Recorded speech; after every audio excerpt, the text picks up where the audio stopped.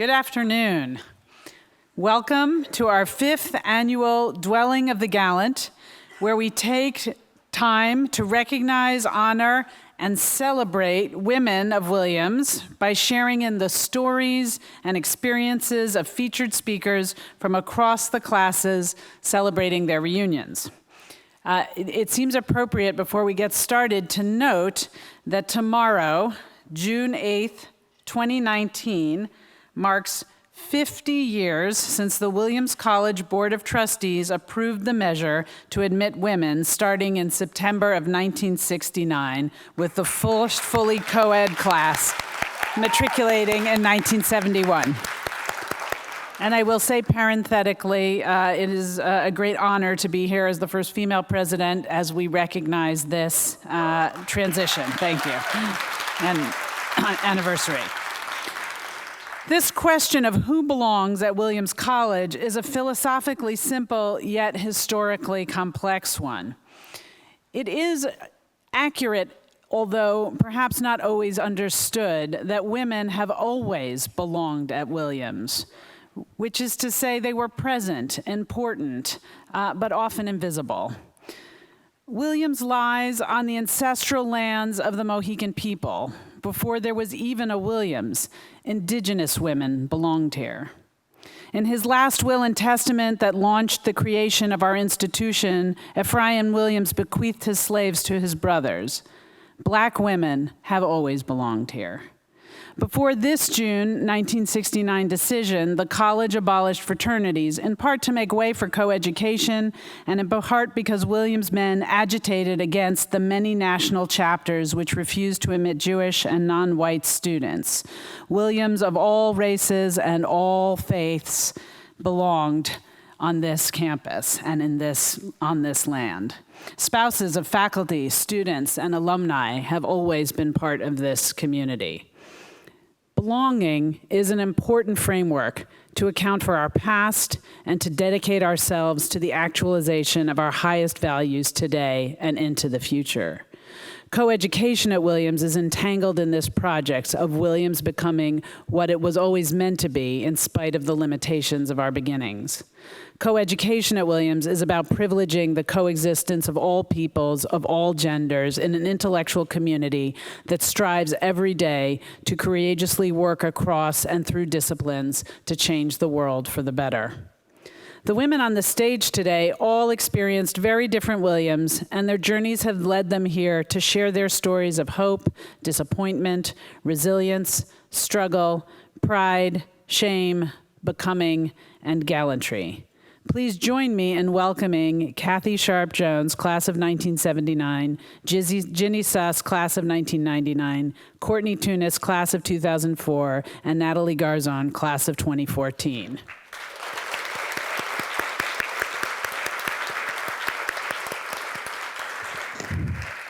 Not quite done. Now you have to sit through the bio part. This is fun. They're great women. Kathy Sharpe Jones.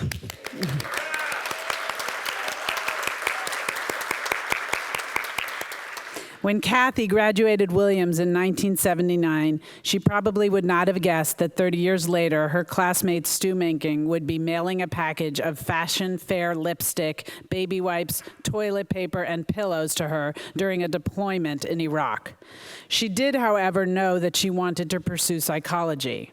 After years of working as a counselor and serving in active duty in the 1980s, Kathy returned to the front lines during the Iraq War to help treat troops for and educate them about combat-related emotional and mental health problems.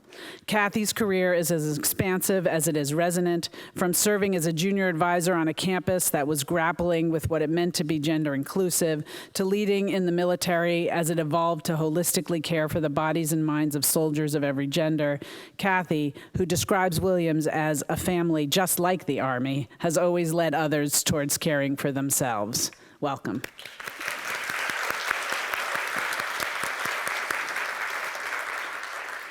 Ginny Suss.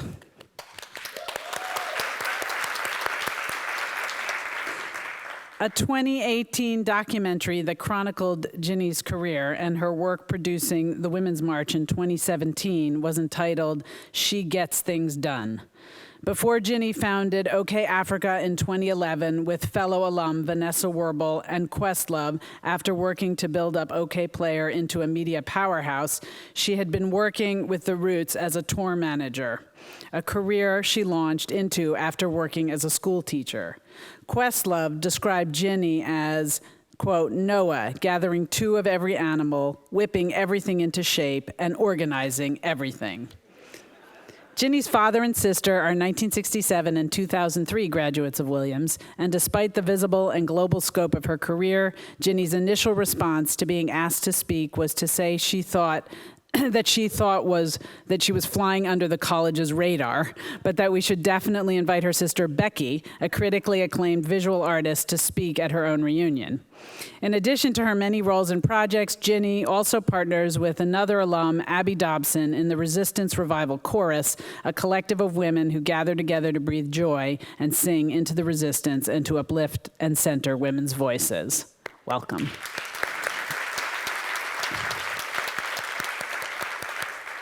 Courtney Tunis.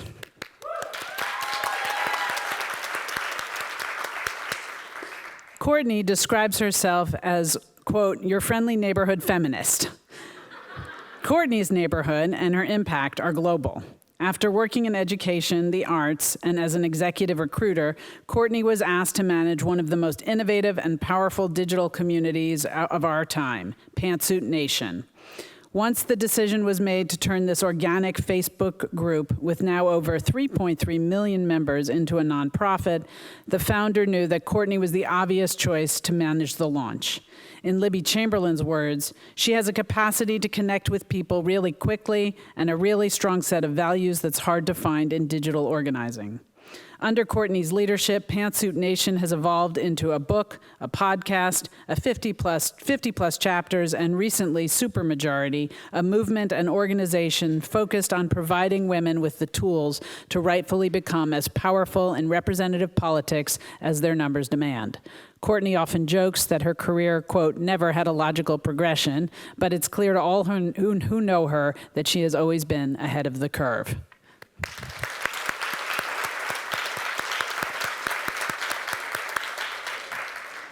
And Natalie Garzon.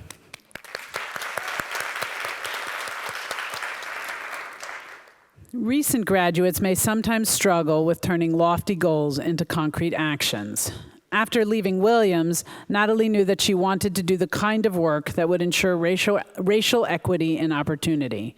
She started leading coalitions in the Berkshires that were working on decreasing the county's teen birth rate, decreasing youth substance and alcohol abuse, and increasing the high school graduation rate. In a powerful yet simple way, she started where she was.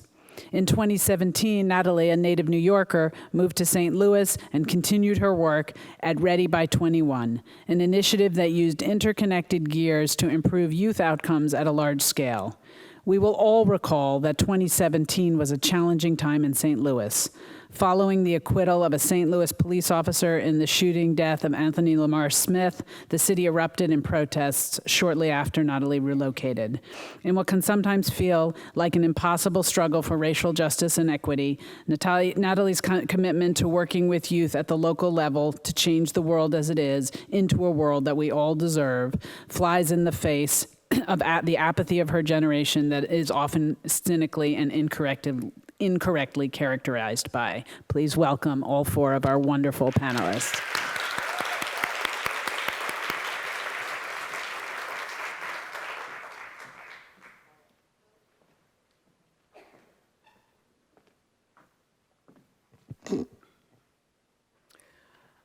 I came to Williams in the fall of 1975, having been shaped by my heritage, my family, and my community, and the socio-political culture of the times. I could have been a poster child for African-American Southern heritage. My great-grandparents were enslaved in North Carolina on my father's side and South Carolina on my mother's. My parents met when they were students at neighboring HBCUs, historically black colleges and universities, in Columbia, South Carolina, Benedict College and Allen University. My father graduated and became a Baptist minister, and my mother became a teacher, working in segregated schools in rural South Carolina. They married, had my sister, and in 1955 relocated to Beaufort, where my father had been called to pastor Tabernacle Baptist Church. I was born 3 years later. I'm sharing these photos of Tabernacle Baptist as an example of how steeped we were in African American identity and history. The photo to your right is a more recent photo. It's a monument in the church cemetery to Robert Smalls, who is known for having fled to freedom with his family by commandeering a Confederate boat in Charleston Harbor and turning it over to Union troops near Beaufort. During Reconstruction, he served in the U.S. House of Representatives. The school my sister attended in Beaufort was named after Robert Smalls. In 1965, our family moved to Charleston, where my father was called to pastor another church, and where I lived until coming to Williams. In addition to a rich sense of history, education was valued in our household. I was raised to believe that being well-educated was the gateway to becoming anything and anyone that I wanted to be. There were also expectations of social refinement. Like the other girls in my circle, I came out the year I graduated high school. That is, I was introduced to society. It had nothing to do with sexual orientation or gender identity. Beyond family and community were the social and political movements of those early years. Civil rights, political assassinations, the war in Vietnam, all of these influences were at play. When I received a letter from Benny Boswell in the admissions office at Williams, inviting me to apply and to visit the campus for a pre-freshman weekend sponsored by the Black Student Union. I had not heard of Williams, but my father had. I remember telling him about the letter over dinner. He raised his eyebrows, laid his fork down, and said, "Williams is an excellent school." That's what he said. What I heard was, "Your sister is at Bryn Mawr. If you go to Williams, your mother and I and Black people everywhere will be really proud." So I visited Williams, and by the time the pre-freshman weekend was over, I decided that Williams was my first choice. Less than a week later, my letter of acceptance arrived. What was it about Williams that appealed to me and contributed to my positive experiences here? Simple. It met the 3 requirements that at the age of 17, I established for my college experience. It was far away from home, literally and figuratively. Number 2, it provided the quality of education I deemed necessary for professional success. And number 3, because of number 2, my parents would not only not hassle me about number 1, they would be fully supportive. How many folks in here watch This Is Us? Yeah, okay. Do you remember the episode this past season when Beth is registering at college and decides that she's not going to be Bethany anymore, but Beth? I did the same thing. I decided to be Kathy, not Catherine. I've since mostly reverted to Catherine, but at the time, it was a small gesture signifying a desire to be true to myself. A part of that self is a spirit of adventure. Given that spirit of adventure, it is no surprise that when I was seeking funding for my graduate education, I was attracted to the Army. Upon securing my doctorate, I served 5 years on active duty. In 1998, I returned as a reservist. Everything was good. 1 weekend of duty a month, 2 weeks in the summer, great friends and colleagues, professionally rewarding. And then came 9/11.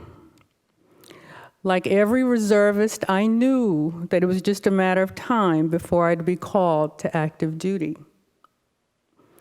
My unit arrived in Kuwait on the weekend of our 25th class reunion.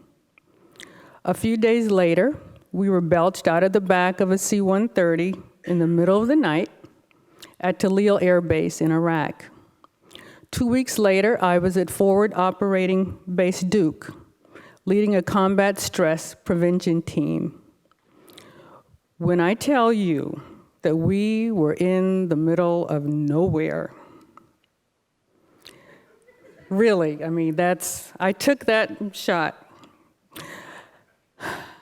Conditions were harsh, even by 2004 standards in Iraq, but I had a job to do, and most importantly, a family to get back to.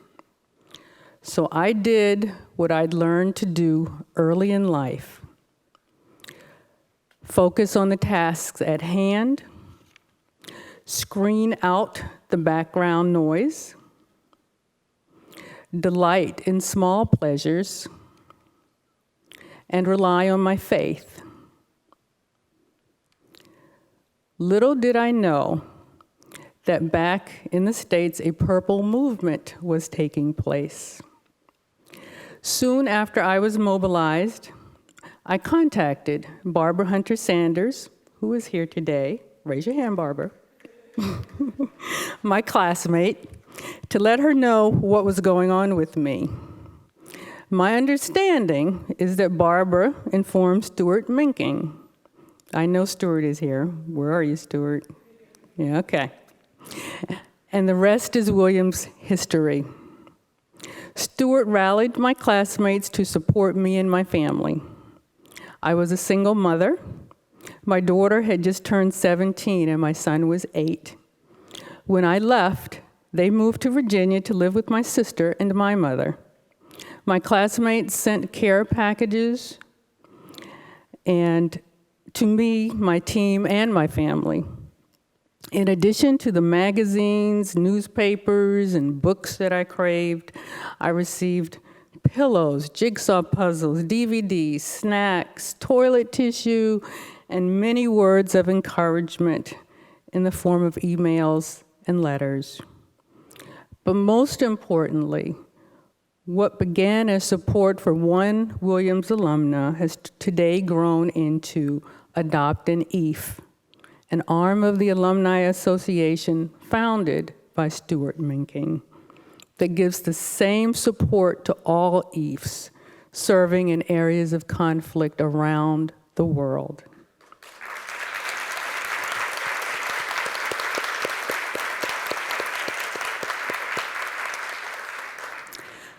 Well, that's the story of me and Williams to date. When I graduated in 1979, I was satisfied. I had accomplished what I had set out to accomplish when I enrolled. In 2004, I learned that I had accomplished much more. A lifetime of membership in a community that is willing to embrace, share, and support. Thank you.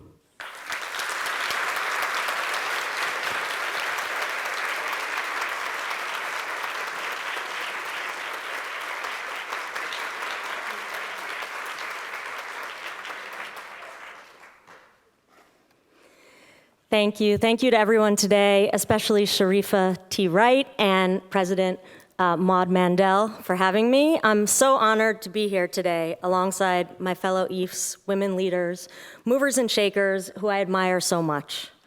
When Sharifa first reached out to ask if I would speak at the dwelling of the Gallant during my 20th reunion, I honestly had to reread the email. I was flushed. I thought to myself, I've made it. I've finally made it. Williams asked me to speak. I'm sure many of my fellow Ephs can understand.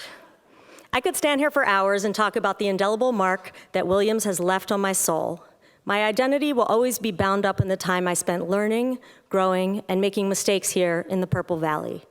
But we don't have that kind of time. There were lots of mistakes. So I want to tell you about the most important thing I've learned since my time at Williams, after many years of work in social justice and music. It's just about showing up.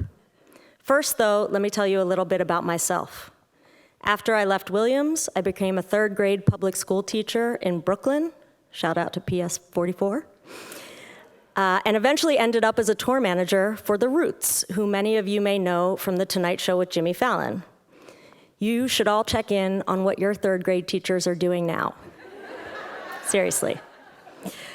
A few years later, I was running a media company founded by Questlove called OK Player. It was a hub for those who love hip hop, the culture, the language, the beats, the fashion, the lyrics, the music. I always say Questlove invented social media before there was social media. If you know about the infamous OK Player message boards, you know what I mean.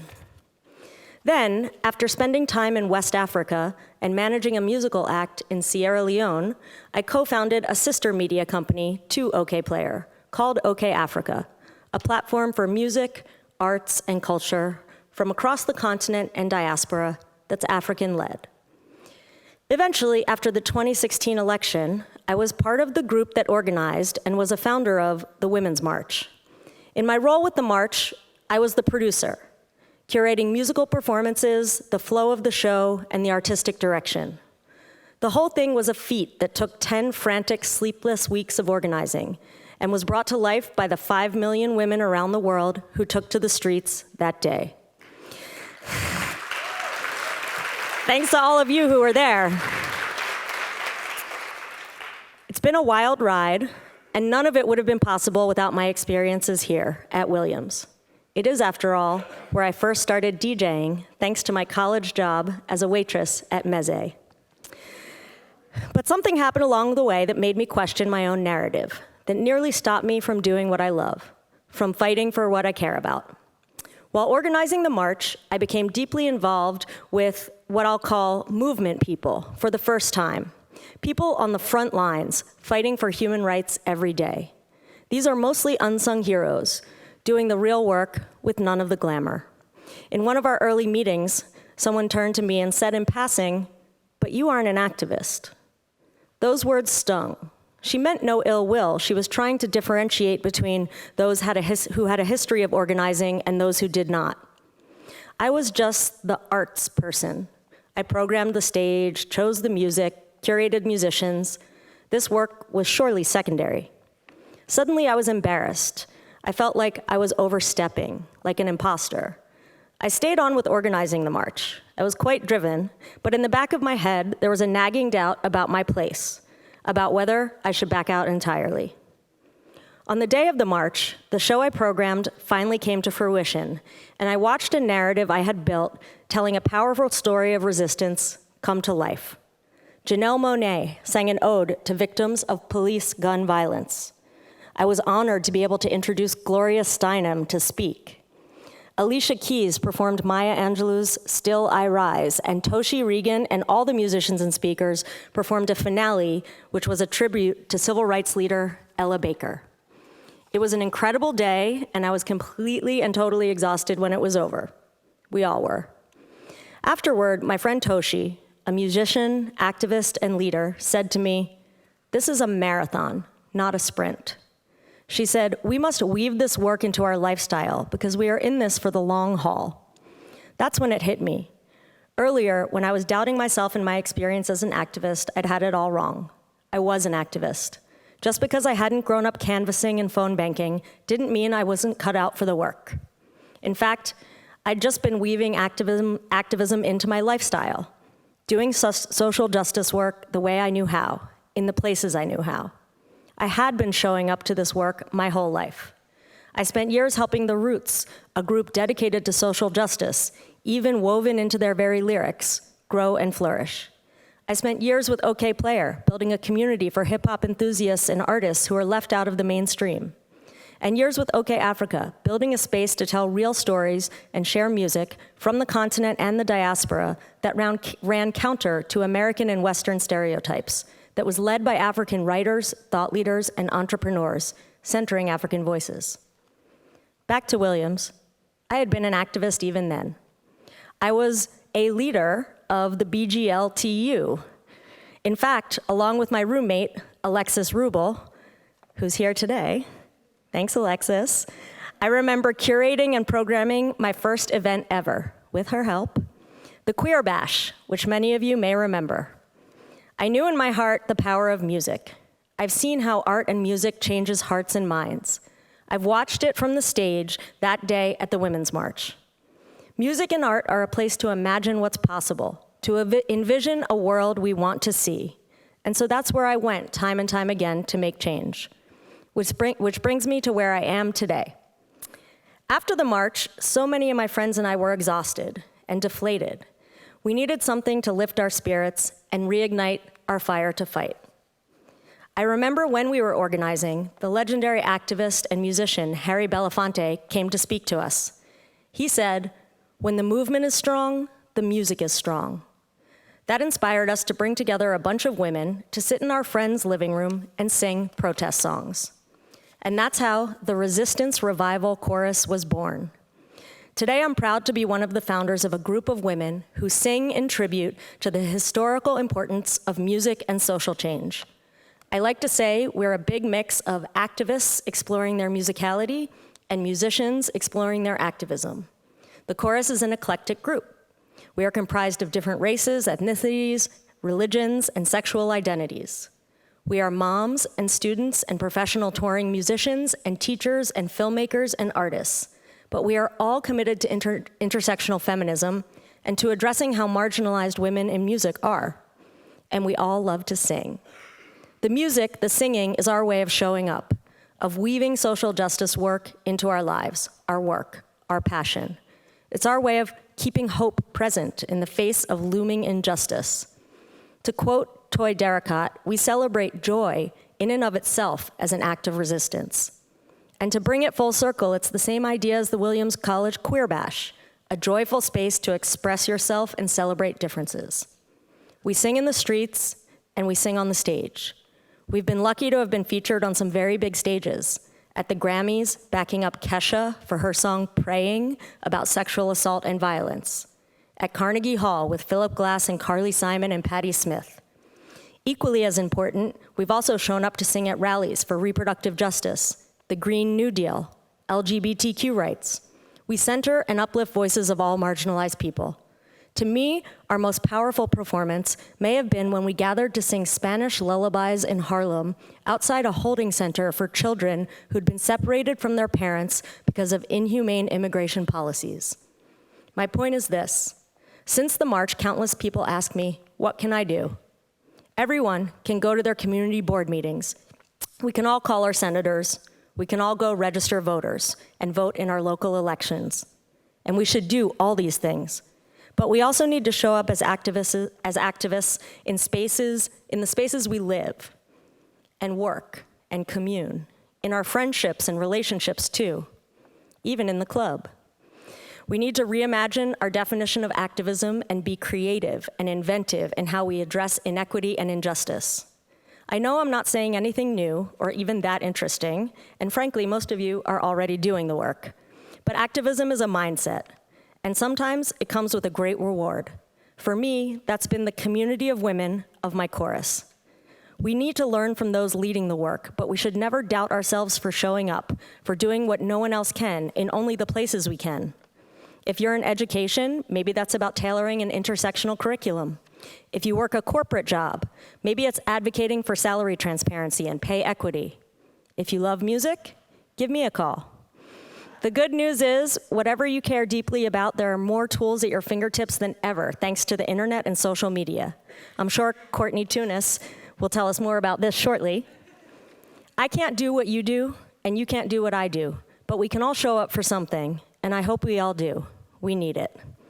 Thank you so much to everyone here at Williams, and I'm hoping I can end this with just a little music brought to you by the Resistance Revival Chorus to give you a small sense of what we do. This is a song from the labor movement called Rich Man's House.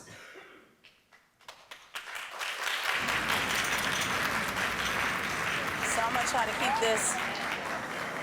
All right, let's talk about this.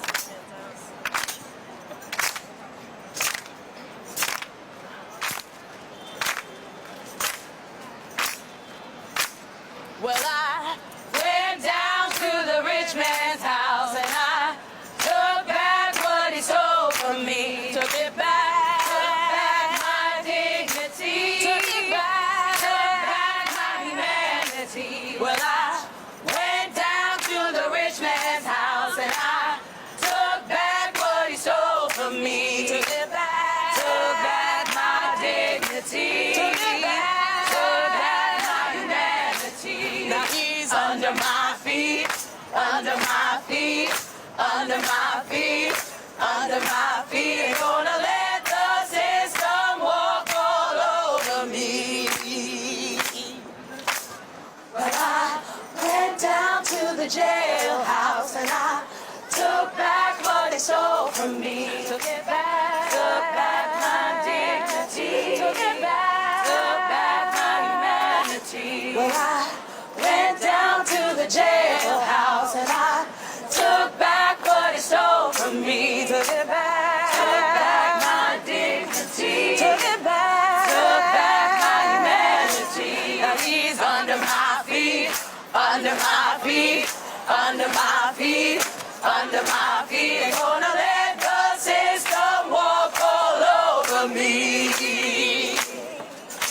Well, I went down to the White House and I took back what they stole from me. Took back my dignity. Took back my humanity. Well, I went down to the White House and I took back what they stole from me. Took back my dignity. Took back my humanity. Now he's under my feet, under my feet, under my feet, under my feet. Ain't gonna let the system walk all over me. Hey, now he's under my feet, under my feet, under my feet, under my feet. Ain't gonna let the system walk all over me.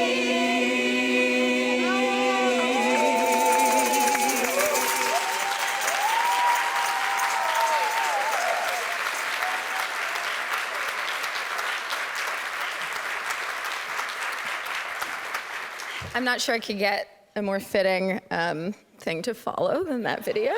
It's great. So good afternoon, everybody. When I came to Williams, I came right into my comfort zone.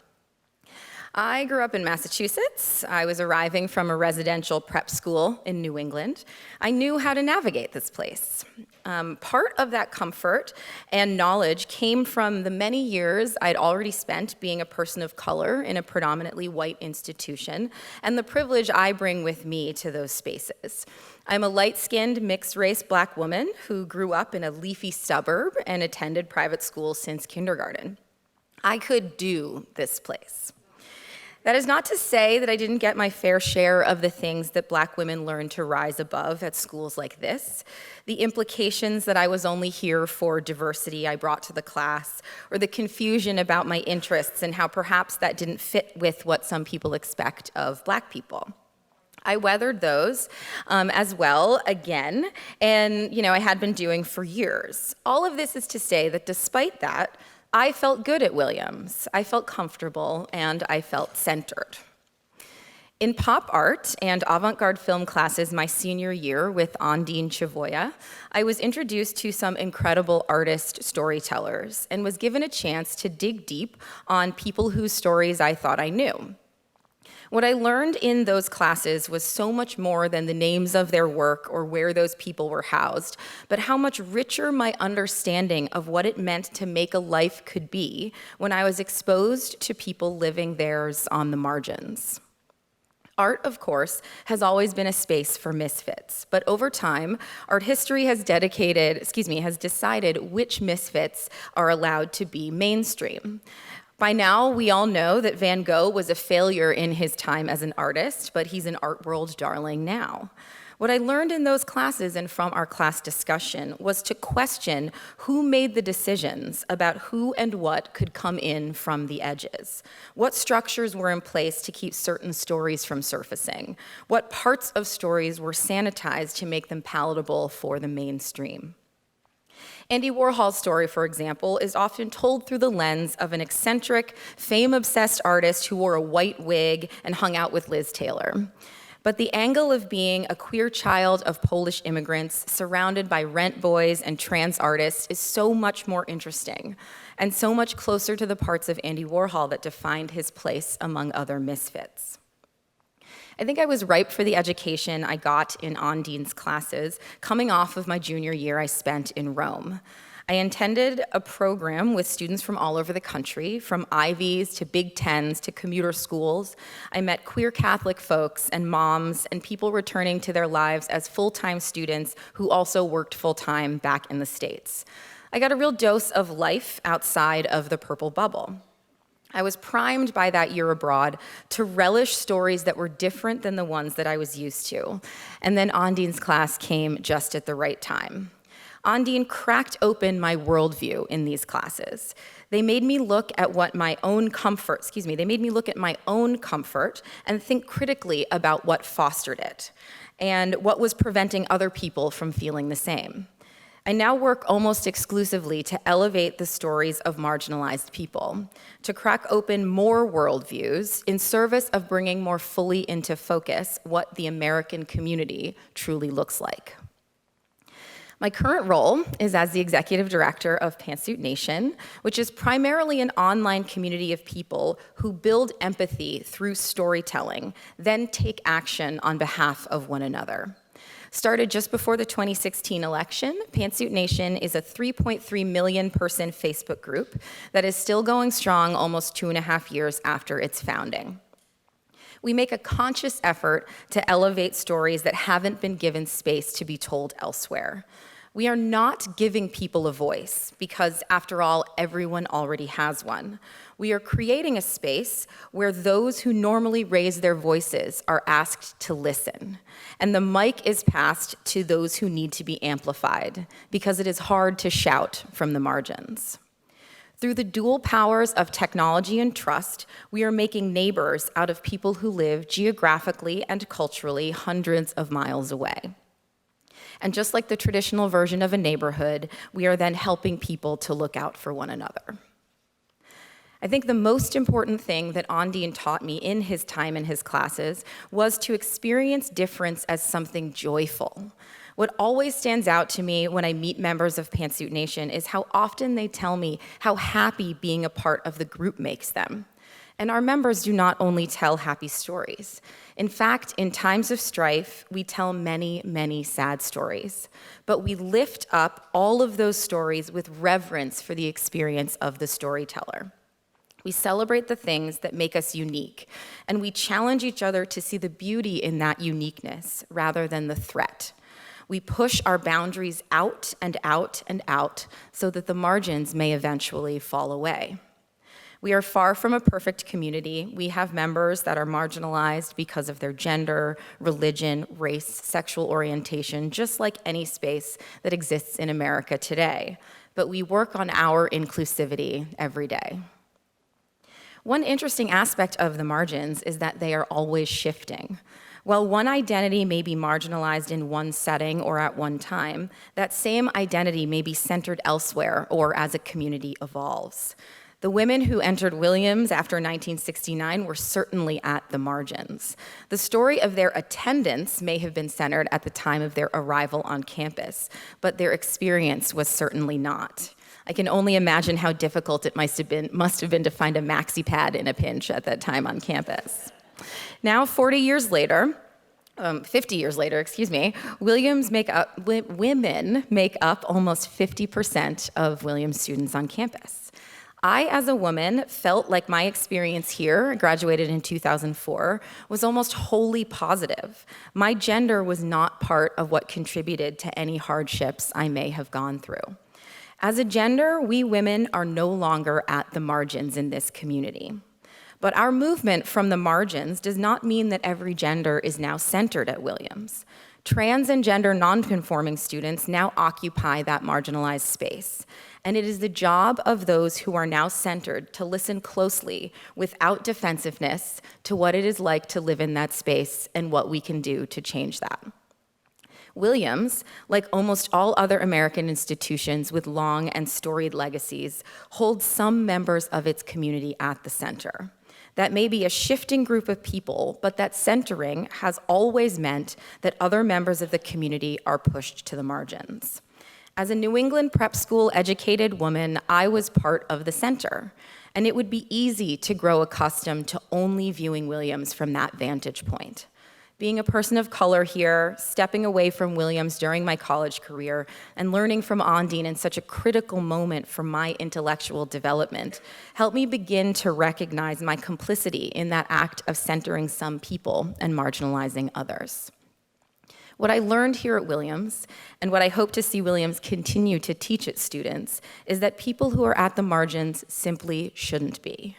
My hope for Williams is to change this, not because of fairness, because of richness. It's about giving the depth and the breadth of this community the chance to rise to its full potential. That has been the legacy of women at Williams, moving beyond a place of marginalization, and the college is better for it. I look forward to that legacy continuing and to Williams becoming even stronger for its dedication to erasing the margins completely. Thank you.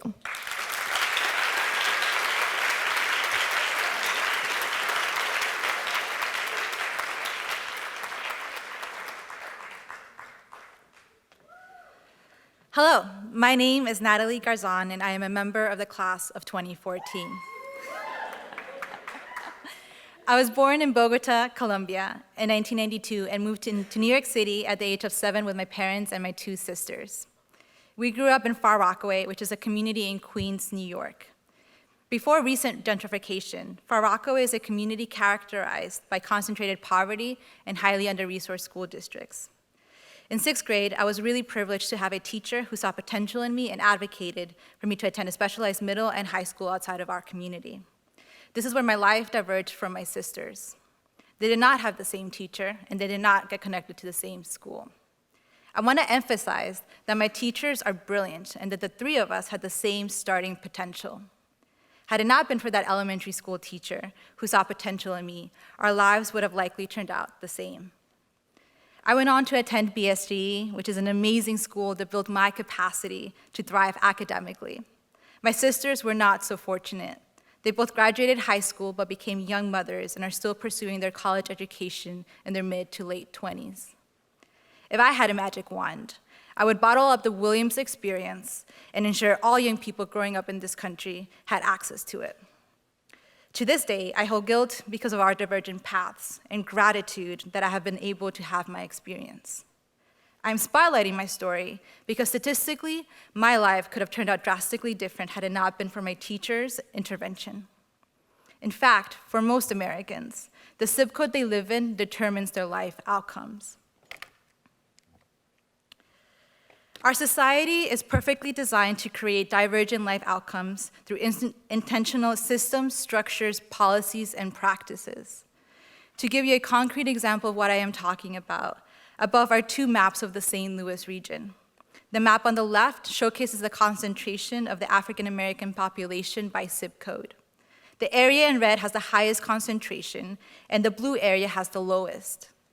The map on the right features the concentration of poverty in the same geographic area. If you were to overlay these 2 maps, you would see that the areas with the highest concentration of African Americans experience the most poverty. Where you live in St. Louis has a powerful effect on your life outcomes. Individuals that live in zip codes only a few miles apart have up to an 18-year difference in life expectancy. On average, white females living in the blue areas live into their mid-80s. And African American males living in the red zones, on average, only live into their late 60s and early 70s. The inequity in the St. Louis region, as with the rest of our country, is a result of generations of federal, state, and local policy.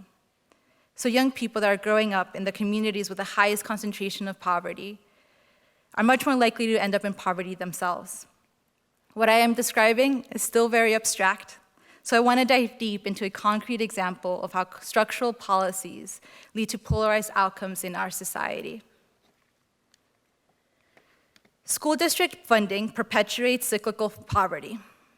School districts, for those of you that may not yet know, are primarily funded through local taxes on homes.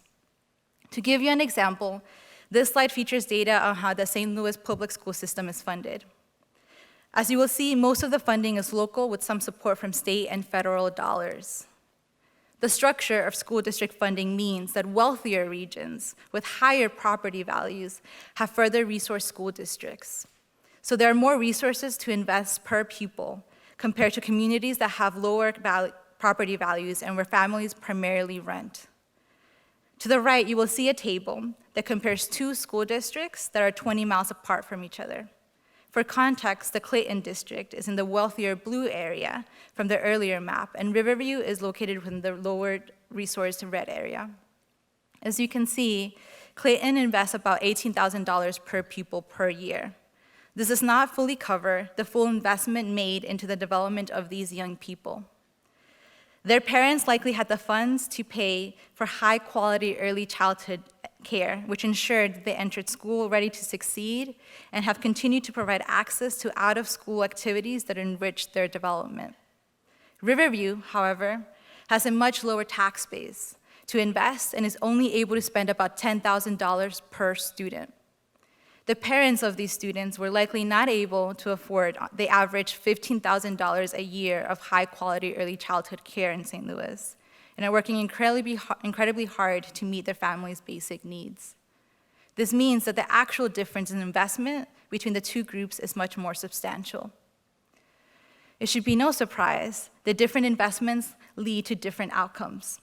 As you will see, Riverview lags significantly behind in high school graduation and the percent of high school graduates pursuing a college degree. I did not grow up in St. Louis, but Far Rockaway shares very similar characteristics to Riverview.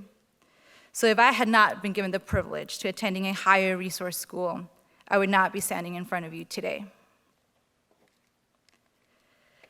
Over the next 2 decades, automation driven by artificial intelligence is going to further exacerbate our nation's inequitable outcomes. On this slide, you're looking at a graph that depicts the risk of automation for roles, given the level of education needed for each. Circles in red represent roles that do not require formal education. Those in yellow only need a high school diploma or its equivalent. Jobs in green require a 4-year degree, and those in blue require advanced degrees. Those closest to the top have the highest average salary, and those closest to the bottom have the lowest. You can also see that those furthest to the right have the highest risk of automation, and those closest to the left have the lowest risk of automation. What is most alarming about this image is that the roles that require the least education and have the lowest salaries are the ones that have the highest likelihood of becoming automated. You might be thinking that automation might not necessarily lead to job displacement. And you are right, to an extent. Automation will lead to increased productivity and an expanded national economy with new industries and jobs. However, there are no assurances that the individuals whose roles are going to be automated have the right degree, credential, or skills to enter the new roles being created. In many cases, the most vulnerable individuals in our society are going to be displaced. Every single person in this room has the power and influence to help change the systems, policies, and practices that lead to inequitable life experiences. Covering the ways in which we can change these systems would take much longer time than I have with you today. If you would like to learn more or talk further, please find me at some point this weekend. For now, I want to talk about how 2 specific stakeholders can bring about long-term change. Parents and homeowners, I ask you to imagine a future in which school districts are not funded through local home taxes. I ask you to think about what our society would look like if we funded school districts equitably through state and federal funding. Imagine the sheer untapped talent base in our nation that could lead us to our next greatest innovations. I ask you to believe in expanding access to opportunities and challenge the way that we fund our educational system. For business leaders and employers, I ask you to think very intentionally about the investments that you're making in technology that could displace workers. I am not asking you to stop these investments, but rather to also invest in the skilling and reskilling of employees whose roles are projected to be automated. Simultaneously, there are likely jobs in your company that require a 4-year degree, but the actual role could be filled with someone with the right skills. I ask you to think intentionally about the degree requirements you have and considering hiring non-traditional candidates. To close, I leave you with this. Our nation was founded on the idea that all men are created equal and that they have the inherent right to life, liberty, and the pursuit of happiness. While revolutionary, our founders still upheld slavery and excluded women from becoming full citizens. Over the short time our country has existed, we have attempted to further live into the aspirations of our foundation by becoming a more equitable society. However, we are still a young nation, and much more progress needs to be made. We should not accept the status quo, but rather aim higher for our country. So my call to action for everyone here today is to join me in imagining a brighter future and actively challenging the systems and policies that drive inequality in our society. Thank you.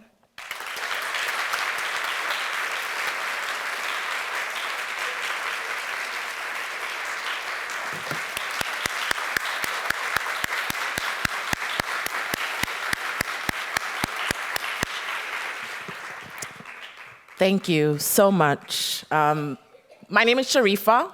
I work in alumni relations.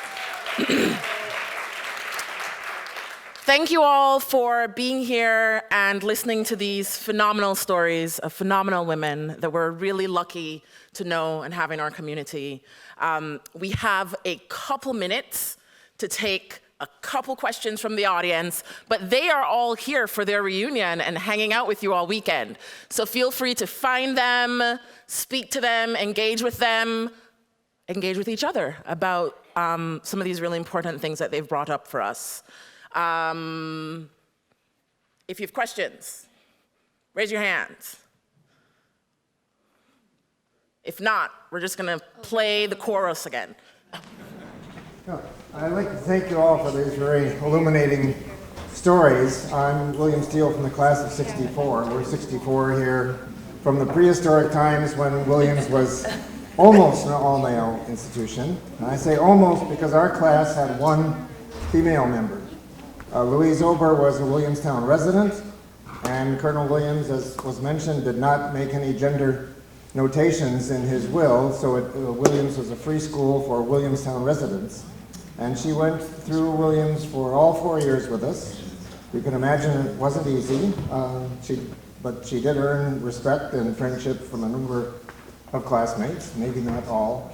Unfortunately, in her spring of senior year, she found out that Williams was not about to give a degree to a woman at that time and was discouraged enough to leave. And so later, when we tried to get Williams to retroactively give her a degree, she was missing some credits and unfortunately passed away fairly young. So this is a somewhat less inspiring story, but she was a very inspiring woman. And our class has established, she was very much into theater, and we've established an annual theater award in her memory, and you can see her picture on the wall as you go out the back. So that's just another.